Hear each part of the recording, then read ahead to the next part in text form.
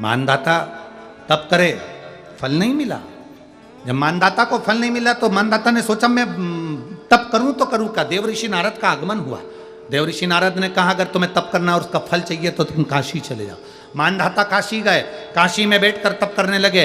केवल काशी में बैठकर उन्होंने तप करा तो कैसा करा, केवल एक बालू का शिवलिंग बना लेते थे और बालू का शिवलिंग बनाकर उसकी आराधना करते थे, उसकी पूजन करते थे। पूजन करते, गंगा का जल लाकर बालू के शिवलिंग पर डालते, उनको समर्पित करते। बस वो बालू के शिवलिंग की आराधना करते करते करते करते करते करते थोड़ा सा समय निकला।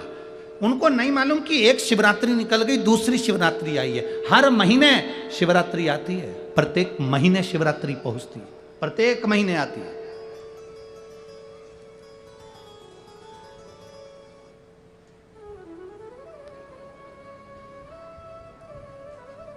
एक शिवरात्रि अपन पंजाब में थे, भटिंडा, तब पड़ी थी। जनवरी की पड़ी थी वो, जनवरी की। अब फरवरी की जो शिवरात्रि पड़ेगी वो अपन झारखंड में रहेंगे 5 तारीख से 9 तारीख के बीच में, तो बीच में शिवरात्रि पड़ेगी। इसलिए उस कथा का नाम पतालेश्वर शिव महापुराण की कथा रखी है। हड्डी उसमें मूल है आपका, आपका बुढ़ापा ना बिगड़े उसके लिए वो कथा है। 5 दिन की कथा है, 2 बजे से 5 बजे तक आएगी आस्था चैनल पर भी। और झारखंड के आसपास के जितने श्रोता हैं सब सुनो। जमशेदपुर में काजू बागान में वो कथा होगी, बड़े प्रेम से सुनो।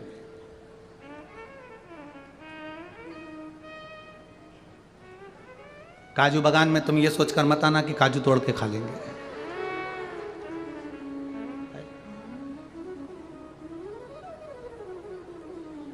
दिल से सुनो उसको।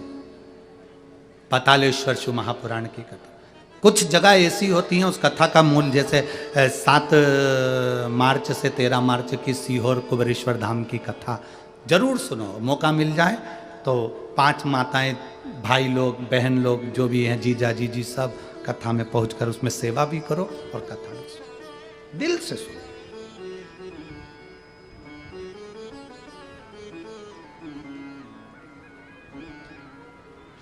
भगवान की भक्ति को धारण करिए।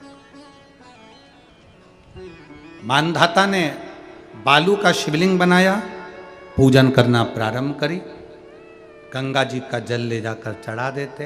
अब कोई तप नहीं, कोई साधना नहीं, कोई नेत्र बंद कर नहीं बैठे, कोई तप साधना में नहीं बैठे, कोई घोर तप करने के लिए नहीं बैठे, केवल शंकर का शिवलिंग बनाया, पूजन करी।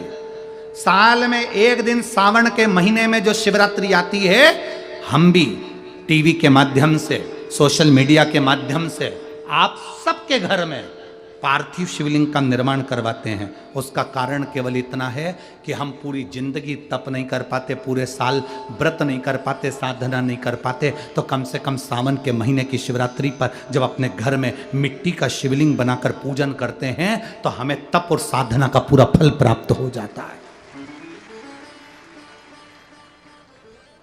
करने वाले, विरोध करने वाले करते रहते हैं। शाम को तो व्रत ये वाला उपवास करना ही नहीं था, पूजन कराना ही नहीं थी, इसमें ऐसी पूजन करा दी, उसमें वैसी पूजन करा दी, ये गलत बोल दिया, ये सही बोल दिया, ये ऐसा कर दिया, काली मिर्ची चढ़वा दी तो ये चढ़वा दी। बोलने वाले बोलते रहेंगे। तुम अपना काम करो, पार्थिव शिवलिंग का निर्माण करो, पूजन करो, आराधना करो, विसर्जन करो।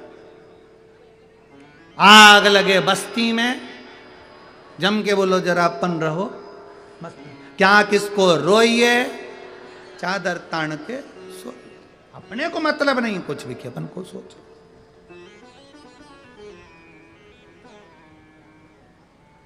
अपनी जिंदगी का सार्थकता सिद्ध करा। मानधाता ने अब कोई तप नहीं करा, मानधाता ने अब कोई साधना नहीं करी, मानधाता ने अब कोई आराधना, बस एक काम करा, शिवलिंग का निर्माण, उसकी पूजन।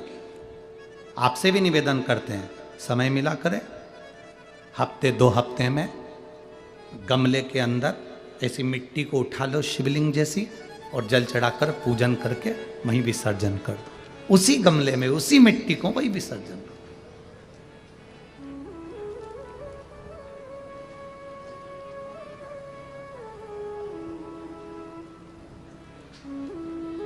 प्रयास करो, उसका फल मिलता है।